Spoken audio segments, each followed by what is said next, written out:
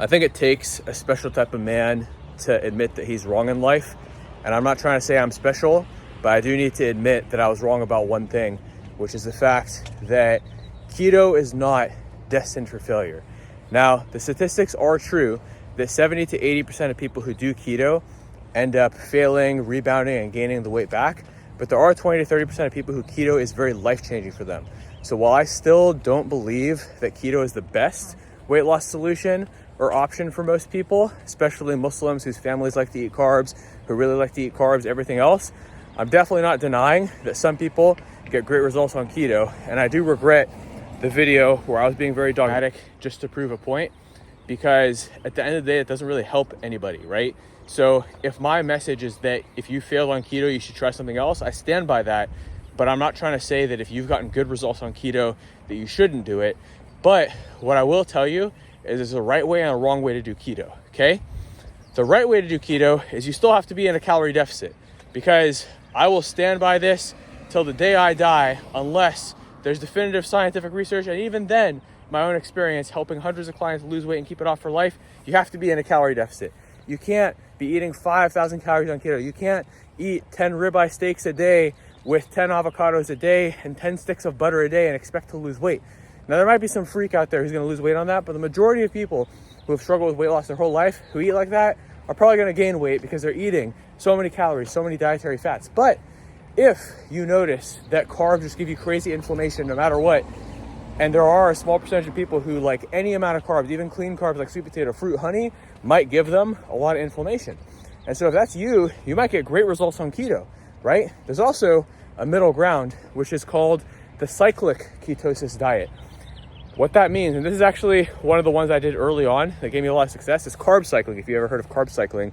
And it's actually a very viable strategy because you're getting the benefits of keto, boosting your insulin sensitivity, decarbing, carbing back up, everything else, and you're getting the benefit of carbs, which is the carbing back up. So this is a great strategy too. But I'm going to do some more videos on how to do keto right. I'll very briefly touch on it today. And I'm still going to stand by the fact that I think that for the majority of people, at least 70 to 80% of people, but in my experience working with clients, 95% of my clients have gotten much better results not on keto. But I have had 5% of clients who we did actually have them on keto for a variety of reasons. Either they hit a plateau with the regular diet and they had gotten good results with keto in the past, so I experimented keto on them, done properly though in a calorie deficit, and they lost crazy amounts of weight. They broke the plateau. Like I had one brother, he had been stuck at 170 since he got married. And I think right before he got married, he did keto and he got down to like 155. But after he got married, mashallah, had like 4 kids. Since he had gotten married, he'd been stuck at 170. He tried a lot of things. And when he came to me, he was 184. We got him down from 184 to 170 with my usual, complex carbs, lean proteins, low fat. But then at like 170, 169, he dipped to 169, here and there. He hit a plateau. And it was a mental thing for him too, because he'd been stuck at this weight for so long since getting married and, having his 4 kids, Allahumma barak, and building his business, everything else. So at that point, I did put him on a keto diet. But when I put him on the keto diet, he was very surprised. He was like, wait, the keto diet I did before did not have this much protein. So I'm a big fan of keeping protein high. I know a lot of people say, oh, that doesn't let you get into ketosis because it's getting glyconeogenesis, it's going to convert to carbs, whatever. Look, I put this guy's carbs really low. I kept him in a calorie deficit, had him eating most of keto style, and mashallah, he got down to 160, even dipped into 159. And even after he got into a motorcycle crash, and please make dua for him, not related to our program, but, may Allah give him shifat. And this is what I'm talking. I'm not sharing his identity, of course, but I'm sharing this publicly so everybody can make dua for him. So we have those collective duas. May Allah give him speedy shifat and recovery and protect him from all harm in the future. But even after that, he still maintained his progress, even though most people after this type of injury would gain a bunch of weight, because we taught him principles and habits and everything else. And even when he traveled a bunch for business to, the Middle East, where there's a lot of decadent food, he still, mashallah, maintained his progress. So anyways, when you do keto, you do still have to be in a deficit. And, there's a really famous keto influencer, Brandon Carter. You may have heard of him. He brings a food scale everywhere and tracks his macros all the time to ensure he's still in deficit. Because even he will tell you, even though he preaches the keto diet all day long, he loves it for energy, lowering inflammation, he still has to track his food and be in a deficit. So again, some people their energy levels are awful on keto. They have no energy, their performance in the gym tanks, everything else. I'm one of those people, right? And many of my clients are the same way. But there are a lot of people who have good energy levels on keto.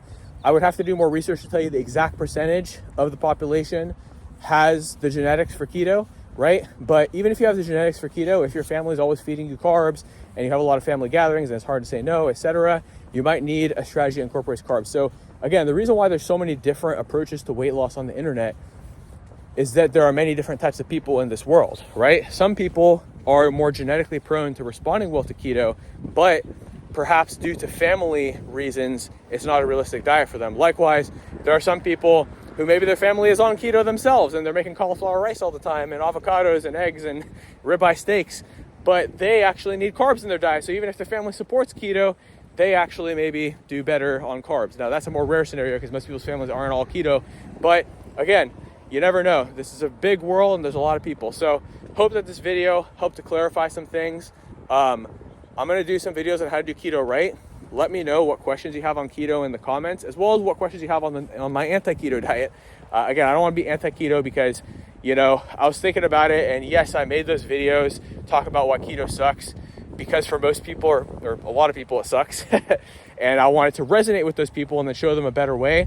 But I realized that I offended a lot of people in the process, and I believe in respectfully communicating beneficial information to people, not scaring people away by being harsh. It's just like da'wah. Like, you know, you have some people who are just haram police all the time. They scare people away from the deen, right?